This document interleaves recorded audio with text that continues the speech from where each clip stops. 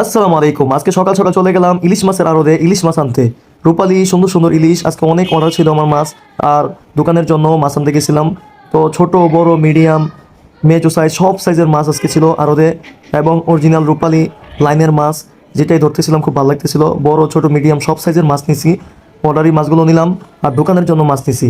আর আজকে সব সাইজের মাছই যেটাই দেখতেছি সেটাই ভালো লাগতেছে। আর এভাবেই দোকানের জন্য মাছটা নিয়ে আসলাম। দোকানে মাছ আনার পরে যখন আনছি দোকানে, সাথে সাথেই অনেক মাছ সেল দিলাম এবং যাদের পার্সেল ছিল তাদেরকে প্যাকেটিং করলাম। এই যে দোকানে ছোট ভাই মাছ বিক্রি হওয়ার পরে মাছ অনেকের কাস্টমারে কাইটা দেওয়া লাগে, তো কাস্টমারকে কাইটা দিতেছে অনেক সুন্দর করে। বড় একটা সাইজের মাছ বিক্রি করছি, প্রায় 1 কেজি 500 গ্রাম 450 গ্রামের মতো হবে মাছটা। অনেক সুন্দর একটা মাছ ছিল। আর দোকানে বসে আছে আমার আব্বু, ওই যে আমার আব্বু আব্বু দোকানে আছে আর আমি নিচে বসে বসে পার্সেল করতেছিলাম মাছগুলো, যে মাছগুলো অর্ডার ছিল। আমাদের বাজার মিরপুর শেরাপাড়া জামতলা বাজার মণিপুর স্কুলের সাথে। আর মিরপুরের ভিতরে যদি কারো